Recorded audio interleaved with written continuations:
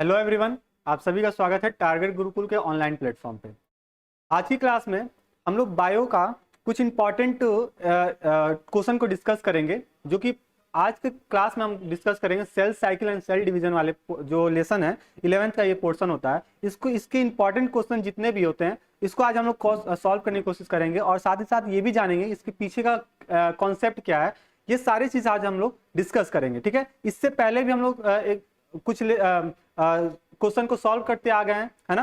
Question का solve करने का मतलब ये है कि इसके पीछे जो भी हम लोग प्रीवियस क्लासेस था उसमें अलग अलग यूनिट का अलग अलग लेसन का क्वेश्चन सारे सॉल्व कर लिए हैं। आपका एक सीरीज चल रहा है, उस सीरीज में आपको सारे क्वेश्चन सारे क्लासेस एक साथ आपको देखने को मिल जाएंगे। आप इसी चैनल के प्लेलिस्ट में या फिर वीडियो में आप बाकी अदर जो भी क्लासेस हैं PYQ वाले उसको आप वहां से देख सकते हैं, ठीक है। तो आज की क्लास में हम लोग डिस्कस करेंगे cell the unit of life वाला जो पोर्शन होता है। ये इंपॉर्टेंट लेसन भी है, एक तरह से कहा जाता है कि साइंस का ये बेसिक, बायो का ये बेसिक लेसन माना जाता है, ठीक है। यहाँ से क्वेश्चन आपको ऑलमोस्ट, अगर क्वेश्चन एग्जाम में पूछने को आते हैं तो यहाँ से ऑलमोस्ट 4 से 5 क्वेश्चन आपको देखने को मिल जाते हैं, चाहे वो DDU एंट्रेंस की बात कर लें, चाहे वो LU एंट्रेंस की बात कर लें, चाहे वो CUT एंट्रेंस की बात कर लें, या फिर अदर किसी भी यूनिवर्सिटी के अगर आप एंट्रेंस देने की सोच रहे हैं तो ये यहां से अगर क्वेश्चन ना आए तो ऐसा तो हो नहीं सकता है, ठीक है।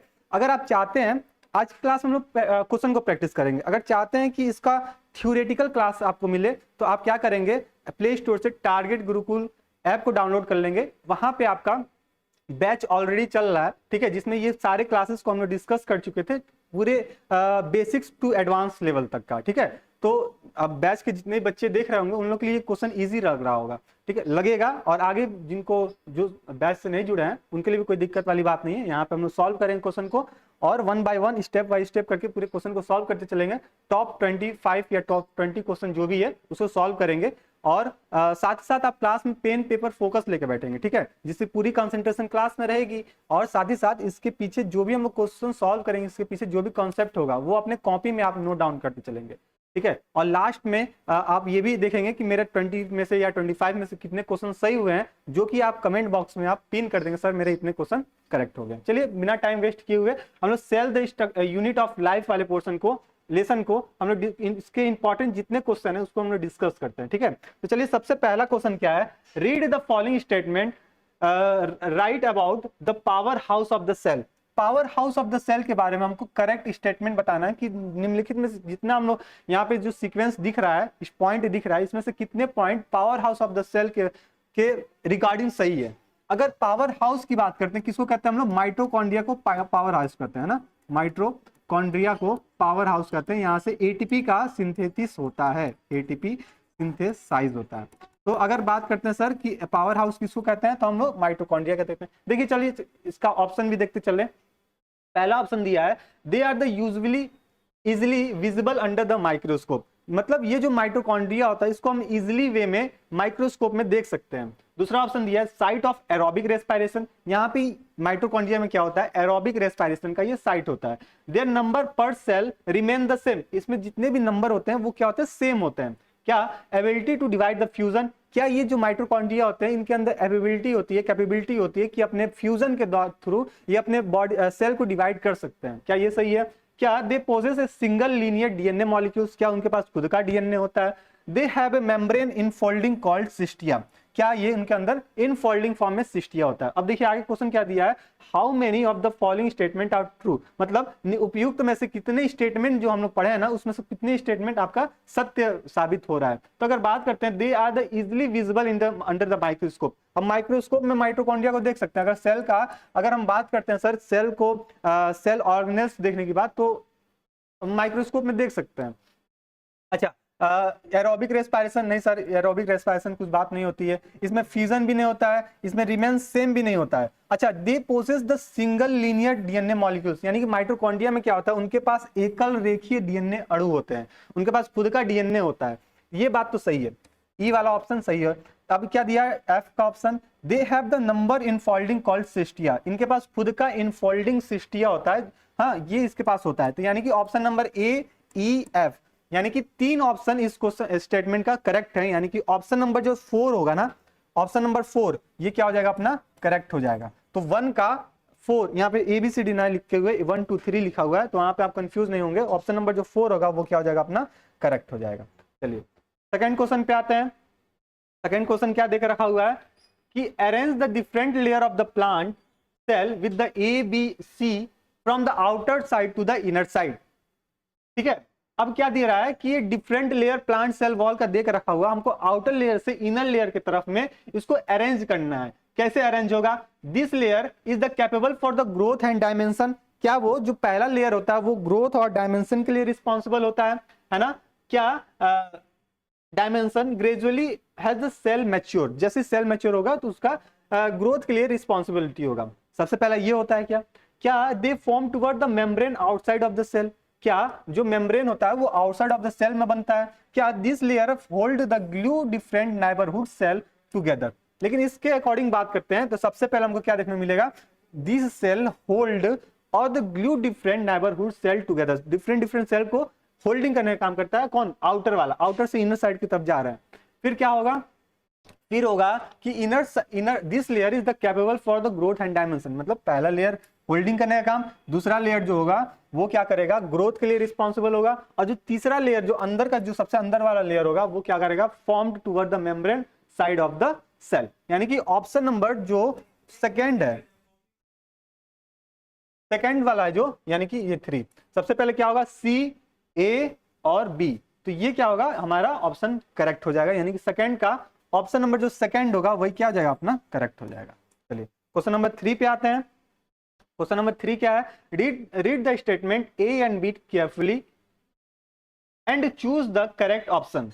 दे रहा है कि ए बी स्टेटमेंट को हमको अच्छे से पढ़ना है और उसके अकॉर्डिंग हमको ऑप्शन को चूज करना है कि कौन सा ऑप्शन हमारा सही हो सकता है। चलिए पहला ऑप्शन दिया A, the content of the nucleolus is continuously with the डीबीआर रेस्ट ऑफ द न्यूक्लियोप्लास्ट। दूसरा दिया है nucleolus is not a membrane bounded structure. क्या ऑप्शन सही है। अब दे रहा है both the statement A and B are correct. Statement based question है। फिर दे रहा है statement A is correct but statement B are incorrect. Both the statement A and B are correct and the correct explanation of the ए। चौथा option दिया है कि जो स्टेटमेंट ए है इनकरेक्ट है बट स्टेटमेंट बी है जो करेक्ट है। देखिए ऑप्शन नंबर जो बी है ना, nucleolus is the not membrane bounded structure, ये तो बात तो सही है। इसका एक्सप्लेनेशन क्या दे रहा है कि they contain nucleolus continuously with the डीबीआर रेस्ट ऑफ द न्यूक्लियोलस। यानी कि बता सकते हैं सर इसका जो ऑप्शन नंबर 3 है बोथ स्टेटमेंट करेक्ट है, और इसका जो एक्सप्लेनेशन है बी जो दे रहा है ए का वो भी क्या होगा, सही होगा। चलिए ऑप्शन नंबर जो 3 है वो क्या हो जाएगा अपना, करेक्ट हो जाएगा। चलिए फोर्थ पे आते हैं। फोर्थ क्या अपना question, fourth select the incorrect matches. अब हमको मैचिंग खेलना है कि इसमें से इनकरेक्ट कौन सा होगा। ठीक है, क्या कैमिलियो गोल्जी किसका डिस्कवर किए थे, गोल्जी बॉडी का, ये तो बात सही है। न्यूक्लियस कौन डिस्कवर किया था, रॉबर्ट ब्राउन, ये भी सही है। क्रोमेटाइन कौन डिस्कवर किया था, फ्लेमिंग, ये भी सही है। माइटोकॉन्ड्रिया कौन डिस्कवर किया था, गोल्जी प्लेडल, नहीं सही, यही गलत है। तो ऑप्शन नंबर क्या इनकरेक्ट पूछा है ना, तो इनकरेक्ट ऑप्शन नंबर जो 4 होगा वो क्या हो जाएगा अपना, करेक्ट हो जाएगा। चलिए फोर्थ का ऑप्शन नंबर 4 क्या हो जाएगा, करेक्ट हो जाएगा। आगे चलते हैं 5 पे। 5 है read the following statement and choose the correct option. वही असर्शन रीजन वाला क्वेश्चन है।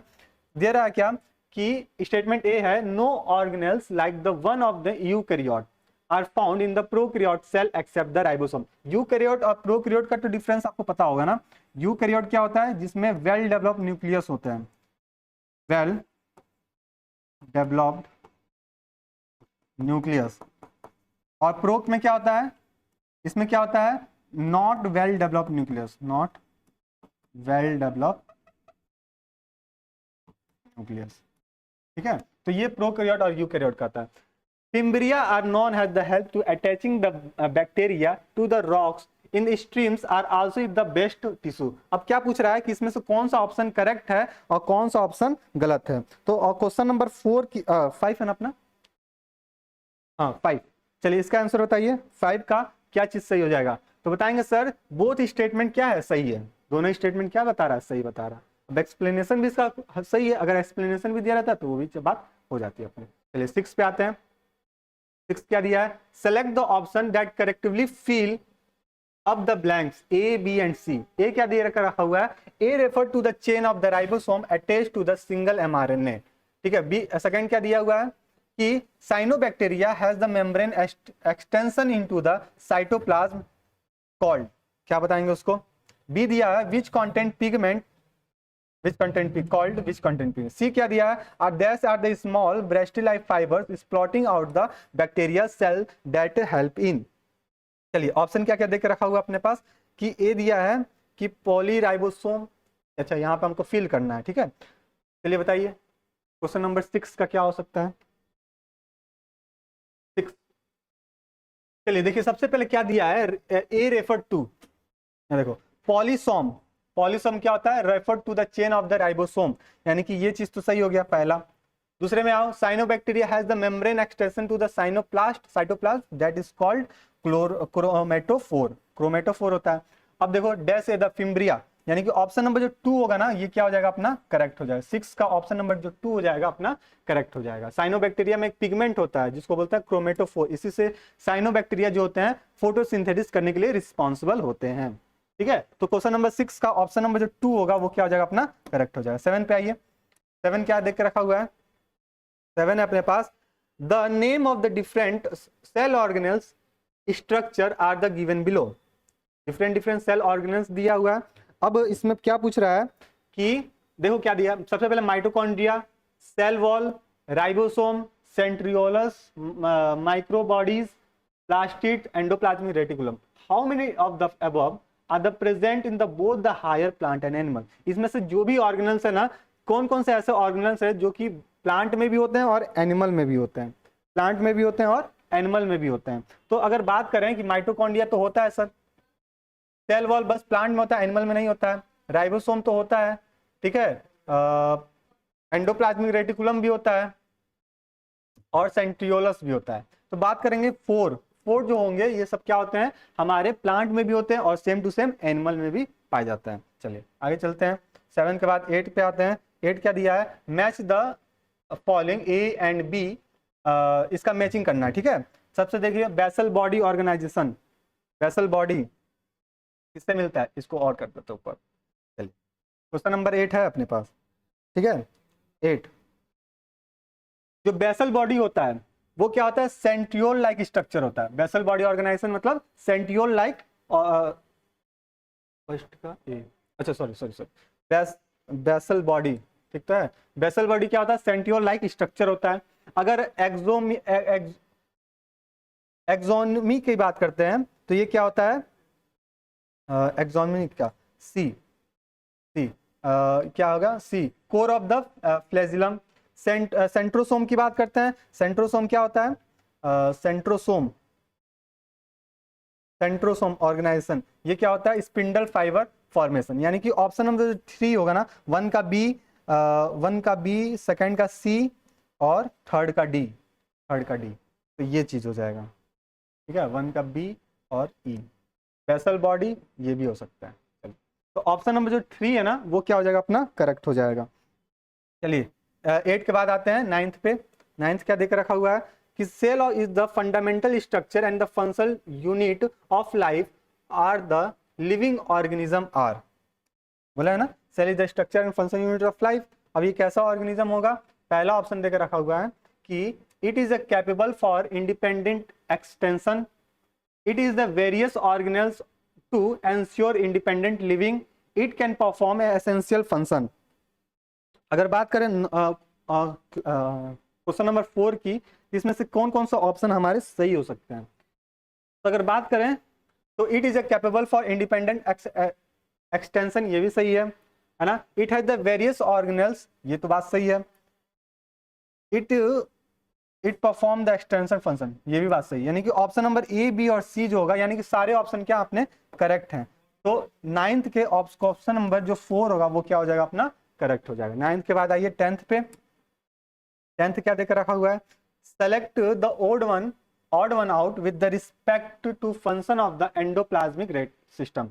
एंडोप्लाज्मिक सिस्टम के अकॉर्डिंग हमको बताना है कि इसमें से कौन सा ऑप्शन हमारा सही हो जाएगा। ठीक है, तो क्या दिया, formation of glycoprotein and glycolysis, पहला ऑप्शन। दूसरा ऑप्शन दिया intracellular digestion active RNA synthesize या फिर synthesize of lipid and steroid. तो बात करेंगे जो एंडोप्लाज्मिक सिस्टम होता है ना, इसके लिए क्या होता है, active site of rRNA synthesize, active site of the rRNA synthesize. इसका एंडोप्लाज्मिक एंडोमेम्ब्रेन सिस्टम का मेन फंक्शन इसका यही देखने को मिलता है, यानी कि ऑप्शन नंबर 3 हो जाएगा, वो क्या हो जाएगा अपना, सही हो जाएगा। 11th पे आइए, identify the statement is the true और फॉल्स। इसमें से देखना है कि कौन सा स्टेटमेंट जो है वो ट्रू है और कौन सा फॉल्स है। ठीक है, पहला ऑप्शन देखिए, cell actively involve in the protein synthesize have the large and the more numerous nuclei along with the endoplasmic reticulum. तो ये बात तो सही है, ये बात सही है। चलिए, animal cell differ from the plant cell is the possessing the large ventricle centre vacuoles. नहीं, ये बात तो गलत है। कैसे डिफरेंस करते हैं हम लोग, प्लांट सेल वॉल के बेसिस पे इसको डिफरेंस करते हैं। अगला देखिए, lysosome are the reservoir of the hydrolytic enzyme. तो ये बात तो हमको सही लग रहा है। ठीक है, क्रोमेटोफोर कंटेंट डीएनए हिस्टोन, ये भी बात सही है। तो यानी कि पहला का ट्रू देखो, फॉल्स फॉल्स हटा दो, बचा ये और ये। दूसरा क्या है, फॉल्स, दूसरा क्या है, फॉल्स फॉल्स, ये भी है ये भी है। तीसरा क्या है, लाइसोसोम ट्रू है, तीसरा ट्रू फॉल्स, तो ये हट गया। यानी कि ऑप्शन नंबर जो ए हो जाएगा वो अपना 1, वो क्या हो जाएगा अपना, करेक्ट हो जाएगा। देखो 4 का भी क्या, ट्रू, 4 का भी ट्रू, तो ऑप्शन नंबर जो 1 है वो क्या हो जाएगा अपना, सही हो जाएगा। 12th पे आइए, who among the following advanced the cell theory with the conclusion that the new cell are the form from the pre-existing cell। मतलब ऐसे कौन से साइंटिस्ट है जिन्होंने ये बताया कि जो भी नया सेल बन रहा है वो अपने पिछले वाले एंसिस्टर सेल से ही डिवाइड होके वो बनता है। वो कौन बताया था, रुडोल्फ विल्काउ बताए थे। कौन बताए थे उसको, रुडोल्फ विल्काउ। स्क्वान और स्टीडन क्या बताए थे, क्या बताए थे, थ्योरी बताए थे, सेल थ्योरी बताए थे, सेल थ्योरी बताए थे, ये चीज आपको पता है। एंटोन वॉन लीवनहुक, सेल की डिस्कवरी, ठीक है, ये चीज है। चलिए 13 पे आते हैं, the possible structure of the plasma membrane was the deduced from the chemical study in the cell membrane is the composed of the B that are the arranged in a bilayer. The most widely accepted module of the plasma membrane is the proceed and the selected option। क्या वो A human RBC है, ठीक है, क्या वो B protein है, या फिर सी जो होता है फ्लूइड मोज़ेक मॉडल है, या फिर बी प्रोटीन डी, जो बी होगा प्रोटीन होगा और डी क्या होगा, सिंगर एंड निल्सन होंगे, या फिर ए नर्व सेल होगा, या फिर बी प्रोटीन होगा। ठीक है, तो इसमें से जो ए वाला ऑप्शन है और बी वाला ऑप्शन यहाँ पे फिल इन द ब्लैंक्स का ही है, तो यहाँ पे हमको बताना पड़ेगा कि कौन सा ऑप्शन किसका करेक्ट है। तो 13 की बात करते हैं, तो बी अगर बात करते हैं ना, ए, हाँ, यहाँ पे देखो कंपोज ऑफ द, ये लिपिड से मिलकर बनना होता है और फ्लूइड मोज़ेक मॉडल से ये बताता है। फ्लूइड मोज़ेक मॉडल थ्योरी वाले क्लास में बताए थे, फ्लूइड मोज़ेक मॉडल को अच्छे से हम बताए थे वहां पे। ठीक है, लिपिड का स्ट्रक्चर कुछ ऐसा बनता है, लिपिड स्ट्रक्चर, ठीक है, लिपिड का स्ट्रक्चर हम बनाए थे वहां पे आपको, लिपिड स्ट्रक्चर ऐसे। ठीक है, तो वहां से आप उसको अच्छे से देख सकते हैं। 14 पे आते हैं, arrange the following statement in descending order in their size. मतलब अब क्या करना है हमको, डिसेंडिंग ऑर्डर में इसको अरेंज करना है। सबसे पहले क्या दिया, bacteria, ostrich egg, mycoplasma, human RBC. अब इसके साइज के बेसिस पे अगर हम बात करते हैं, बैक्टीरिया, बैक्टीरिया कैसा है, सबसे माइक्रो ऑर्गेनिज्म है, साइज कैसा होगा, सबसे छोटा होगा। ऑस्ट्रिच सेल, ऑस्ट्रिच एग सबसे लार्जेस्ट सेल होता है। माइकोप्लाज्मा सबसे छोटा सेल होता है। ह्यूमन आरबीसी सबसे ह्यूमन आरबीसी, ठीक है। तो इसका क्या करना है हमको, अरेंजमेंट करना है कि किस फॉर्म में इसको अरेंजमेंट करना है, ascending descending to ascending form में। तो सबसे बड़ा की बात करेंगे तो ऑस्ट्रिच एग आता है अपना, सबसे बड़ा कौन आता है, ऑस्ट्रिच एग आता है। फिर कौन आता है, ह्यूमन आरबीसी, ऑस्ट्रिक्स एस से छोटा ह्यूमन आरबीसी, उससे छोटा कौन होता है, बैक्टीरिया, उससे छोटा कौन होता है, माइकोप्लाज्मा। तो ऑप्शन नंबर जो 4 होगा वो अपना 14 का करेक्ट हो जाएगा। ठीक है, चलिए आगे चलते हैं, 15 पे आते हैं। 15 क्या देकर रखा हुआ है, 15 दिया फाइंड द करेक्ट मैच। इसमें मैचिंग बताना है कौन सा करेक्ट है। ठीक है, पहला दिया है मेटासेंट्रिक क्रोमोसोम 15, हाँ चलिए 15 दिया है मेटामेरिक सेंट्रोसोम, किससे मिला है, centromeric forming the 2 equal arms of the chromosome. नहीं, मेटामेरिक सेंट्री में 2 इक्वल आर्म नहीं बनते हैं, 2 इक्वल आर्म नहीं बनते हैं। टीलोसेंट्रिक क्रोमोसोम में क्या सेंट्रोमियर क्लोज होता है ईच अदर, नहीं ये भी नहीं होता है। एक्रोसेंट्रिक क्रोमोसोम में टर्मिनल सेंट्रोमियर हो जाते हैं, नहीं ये भी नहीं होता है। सब मेटासेंट्रिक क्रोमोसोम, ये देखिए सब metacentric chromosome, centromere slightly away from the middle, मतलब सपोज करो ये है, यहाँ पे क्या होता है, स्लाइटली मिडिल से क्या होता है, दूर जाने लगते हैं, दूर जाने लगते हैं, ठीक है, दूर जाने लगते हैं ऐसे, ये हम ऐप में बताए थे आपको। तो ये कौन होता है, सब मेटामेरिक क्रोमोसोम में ये देखने को मिलता है। तो ऑप्शन नंबर जो 4 होगा 15 का, वो क्या हो जाएगा अपना, करेक्ट हो जाएगा। 14 15 का बाद 16 पे आइए। 16 16 क्या अपने पास, कहाँ गया 16, हाँ, which of the following statement about the plasmid is incorrect, हमको क्या बताना है, इनकरेक्ट बताना है, क्या बताना है, इनकरेक्ट बताना है, किसके रिकॉर्डिंग, प्लाज्मिड के रिकॉर्डिंग। देखो गलत बताना है। पहला ऑप्शन क्या दिया है, plasmids are the pigment containing organelles found in the plant cell and in the euglenoid, ये तो बात सही है। दूसरा देखो, chloroplast is the double membrane bounded within the inner chloroplast membrane having the more permeable, क्या ये बात सही है। Centroplast is the possible for giving the colour fruits of the flower, जो क्लोरोप्लास्ट होता है उसी से क्या होता है, कलरिंग का अपीयरेंस होता है, किसमें किसमें, फ्रूट में और फ्लावर में, ये तो बात सही लग रहा है, बात सही है, ठीक है। अब दिया the number and the shape of the chloroplast are the variable, number भी चेंज हो सकता है और इसका शेप भी क्या हो सकता है, चेंज हो सकता है। तो हमको क्या गलत बताना था, ऑप्शन में जो 2 था यही क्या था, गलत था। Chloroplast double membrane bounded, double membrane नहीं होता, सिंगल लेयर बाउंडेड होता है, यही चीज यहाँ पे क्या हो गया, गलत हो गया। चलिए 16 का ऑप्शन नंबर जो 2 होगा वो क्या हो जाएगा, करेक्ट हो जाएगा। 17 पे आते हैं, 17 पे,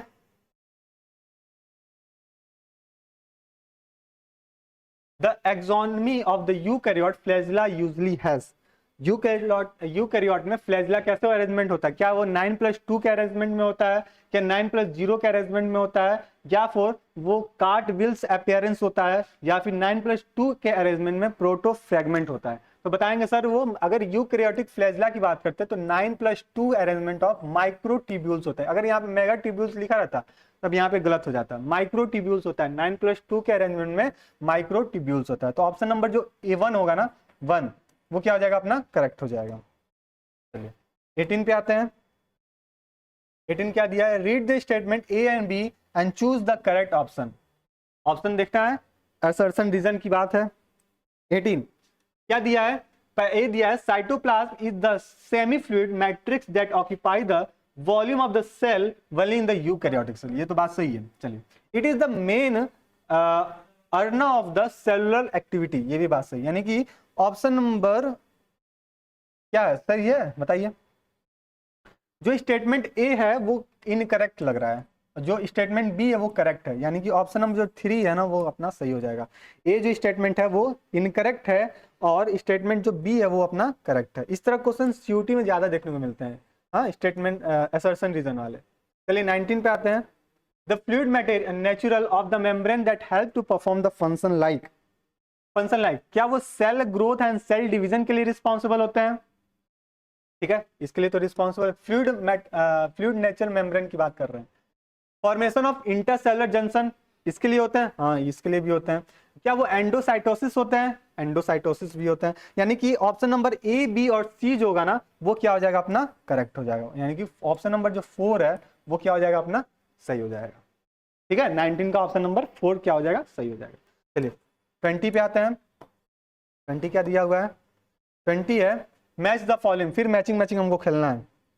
प्लाज्मोडेस्माटा किससे मिलाएंगे, काइनेटोफोर, चलो प्लाज्मोडेस्माटा, बात करें साइटोप्लाज्मिक कनेक्शन, यानी कि 1 का डी, 1 का डी।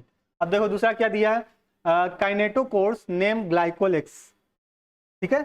अब ये क्या होगा, डिक्स लाइक स्ट्रक्चर बनता है, इसमें कैसा बनता है, डिक्स लाइक स्ट्रक्चर बनता है। अब तीसरा देखो क्या दिया, न्यूरोप्लास्ट दिया है। न्यूरोप्लास्ट क्या होता है, न्यूरोप्लास्ट ये न्यूक्लियर मैट्रिक्स में होता है, इसलिए न्यूक्लियोप्लास्ट है, ए हो जाएगा।